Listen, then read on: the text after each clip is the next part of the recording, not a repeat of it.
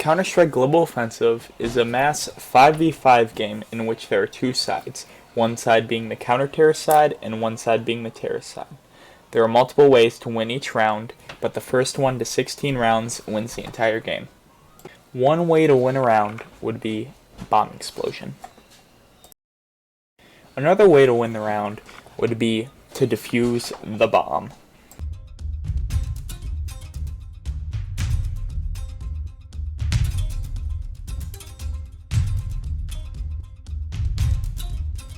And then there is elimination, one thing that I'm very good at presenting.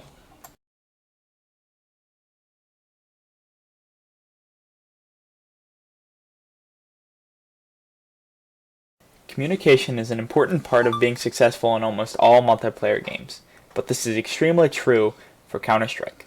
One must be able to tell their teammates where they are going, what they are doing, and where the enemy is. With this information, the team can win the round and eventually win the game. Many people may ask, what is good communication? Well, here's an example. Alright, this round we're going to go A. I'm going to smoke CT, you smoke stairs. I'll check Palace, and underneath Palace, you check jungle, okay? Alright. Alright, let's go. Smoke at 45? Yeah, of course.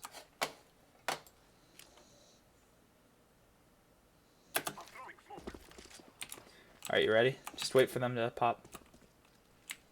Alright, let's go. You lead. Flashing. Palace clear.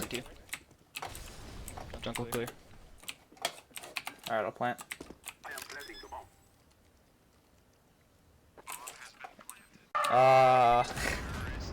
Good job, guys.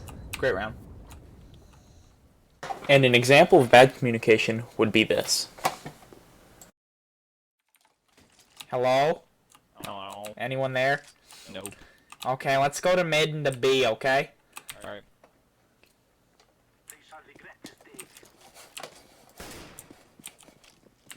Are you ready? Oh no, why'd you do that? You'll never take me alive. Okay. Oh dude, I think I see a guy in window. Guy, window!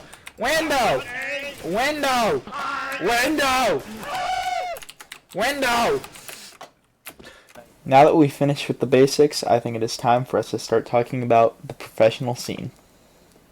These people may not have the same issue as us, such as communication, but they do get distracted extremely easily.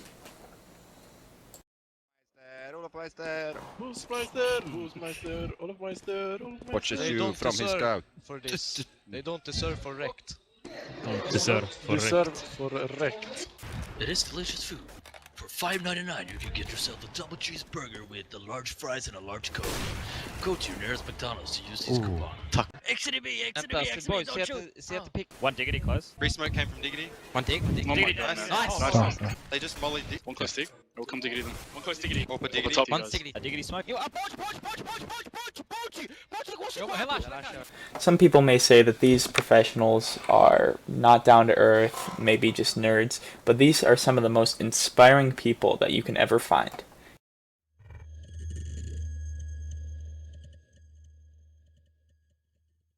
To know that my family supports me is something I took for granted for a little while because I didn't realize how many people's parents put a negative connotation on them being on the computer. When CS 1.6 started to slow down, the interest was dying between the players and the community. That was a tougher time for Jordan. He had no idea where it was going to go. I think most gamers, when they go pro, kind of realize that it might be a short-lived thing, and you don't want to hold too much onto the past, like the kid who talks about, dominating high school football and he's 35 years old or something. I still enjoyed playing the game, but it's like, are you going to let your hobby get in the way of having a career? No, but if it can become your career, then I'll pursue it.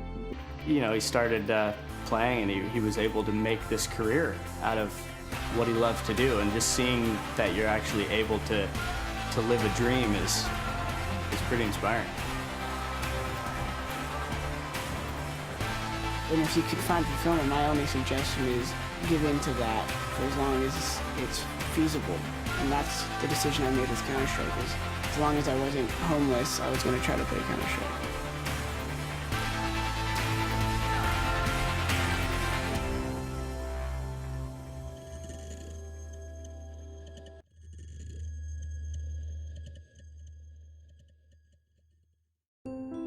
I grew up around São Paulo, Brazil. After some years, I started a routine like going to school in mornings. In afternoons, I helped my moms and dad work, fixing computers, installing programs. And at nights, I used to play. That was my hobby. Many changes from just hobby to being professional. It was in 2009 when FNX and my old teammates, they invited me to Fire Gamers. And I remember beating my BR, winning, gave me the confidence I needed, believe in myself. And after that, I was a different person. I want to have the same opportunities I had in the US, in Brazil. And I'm gonna fight for it. O que é nobre do Fallen, que ele é uma pessoa generosa. Ele não é porque ele é meu adversário que ele não vai me dar conselho, que ele não vai me ajudar. When it comes to moving to US, I think it's a question of opportunities. We don't have the same opportunities in Brazil. And if you want to become a champion, you need to play with the champions. It's impossible to be the best team in the world if I stood in Brazil. O Fallen, além dele ser jogador extraordinário, tem projetos à parte. He used to play Counter-Strike 1.6, and 4 years ago the scene was pretty dead. He thought like, oh, what am I supposed to do to keep like kinda things going here in Brazil? So he would like give classes for people to get better at the game. They would pay for having this class. And with this money, he started building like tournaments. Criou a Games Academy, pensando no futuro. I remember when I started doing classes with people, it was such a great experience for them. I really felt proud of that, and I wanted to make it bigger so I could talk to more people. I started with 15 students, and nowadays I have 1,000 in the house. Tem outras pessoas que também fazem as coisas, mas se não fosse ele, o CS não seria o que é. Então o cara é um ídolo no Brasil. Assim, todo time, se você for ver um dia que já chegou lá, ele tem que ter alguém extraordinário, alguém que fuja do comum ali. E esse time tem um Fallen.